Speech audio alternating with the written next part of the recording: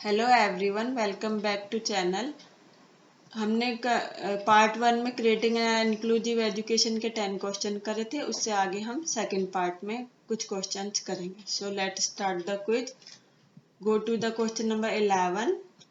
When RCI rehabilitation council of India came in India. Okay, rehabilitation का मतलब होता है पुनर्वास। ये कब आया था इंडिया में? Go to the option 1993, 1992, 1994, 1995. Firstly, this came into the India in 1992. This is the correct answer. Yes, you can see here in 1992 bill came in parliament and 22 June 1993 में आरसीआई एक संवैधानिक निकाय बन गया था इंडिया का। ठीक है, सो रिमेंबर दिस डेट। 22 जून 1993 में ये इसने अपना काम करना शुरू कर दिया था। बिल कब आया था? 1992 में। सो हम 1992 के बारे में पूछा था इस क्वेश्चन में। Go to the question number 12. When PWD Act was come firstly in India.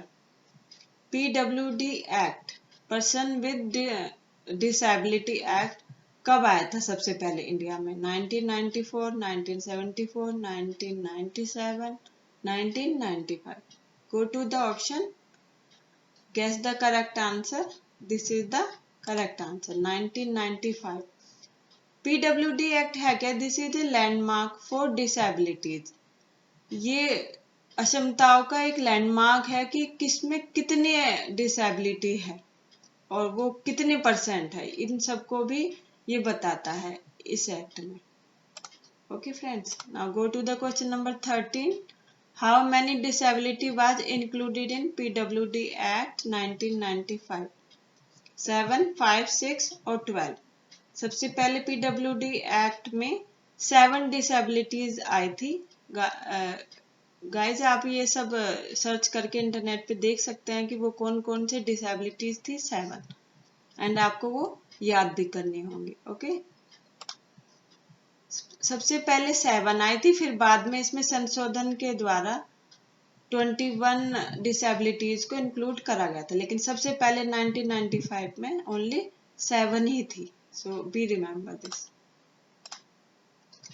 Why did RCI come in India? RCI क्यों लाया गया इंडिया में? इसका क्या उद्देश्य था, ये पूछा गया है। ऑप्शन नंबर है to include mentally impaired children, मानसिक बच्चे, to be a part of society, to ensure the rehabilitation of PWD, for public education. किस लिए आया था RCI? ये एंश्योर करता है कि PWD जो है, पर्सन विद डिसेबिलिटी हैं, उनके बारे में एंश्योर करना, यही इसका मेन उद्देश्य था। Yes, this is the correct. Now go to the question number 15. Which disability is not included in PWD act? Cerebral palsy, locomotor impaired, mental illness, मानसिक मंदता जो होती है, ब्लाइंडनेस जो अंधता होती है, अंधापन जो होता है, लोकोमीटर जो उसके चलने वाले जो स्किल्स हैं उनमें कोई गड़बड़ी आना। सेरेब्रल पाल्सी भी एक तरह की डिसऑर्डर होती है जो जन्म के समय बच्चे में पैदा हो जाती है।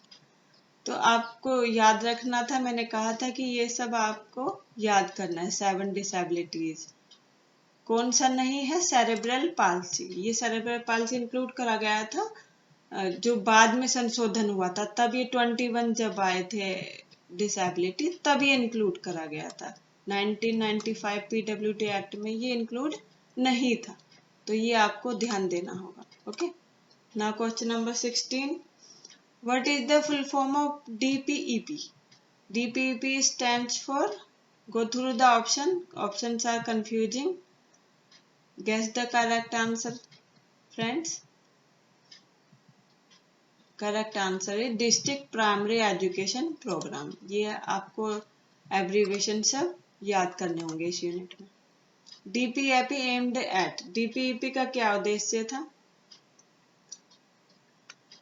इन service teacher training, development of barrier free environment, जो भी विकास में बाधाएं हैं उनको दूर करना। Provision of education aids and appliances, जो टीचिंग लर्निंग मटेरियल हैं और जो सुविधाएं प्रदान करना। ऑल ऑफ द अबव, इसका क्या एम था, ये सभी ही इसके एम थे डीपीईपी के। आपको इनका डीपीईपी के बारे में डिटेल्स में पढ़ना होगा। Question number 18, after some time IEDC scheme merged with. IEDC जो इंटीग्रेटेड एजुकेशन आई थी सबसे पहले चिल्ड्रंस के लिए 74 में आई थी, और वो कब तक चली थी, 97 तक वो चली थी। उसके बाद क्या हुआ था कि उसको डीपीईपी और एसएसए में मर्ज कर दिया गया था। Yes, this is the correct. ये आपको ध्यान रखना होगा, और बाद में इसको मिला के फिर इंक्लूसिव एजुकेशन शुरू कर दिया गया था। ओके फ्रेंड्स, आईईडीएसएस हमने पिछले क्वेश्चन में देखा कि एसएसए का फुल फॉर्म क्या है, ये भी आपको पता होना जरूरी है। एसएसए स्टैंड फॉर सर्व शिक्षा अभियान, जिसमें मिड डे मील और भी बहुत सारी परियोजनाएं शुरू हुई थी, स्कीम शुरू हुई थी। Okay friends, now go to the question number 19। IEDSS inclusive education for disabled children and secondary stage के में, ये सेकेंडरी स्टेज के लिए कब आया था, ये आया था, go to the options, go through the option. The correct answer is 2009। Yes, this is the question answer. 2000 RT act 2009 में यही स्कीम शुरू हुई थी। Okay friends, now the last question, UNCRPD stands for. UNCRPD आया था 13 दिसंबर 2006 में, ये आपको याद करना होगा। इसके बारे में हम आगे के वीडियोज में क्वेश्चन करने वाले हैं। Go through the options, some options are confusing but correct answer is option number A.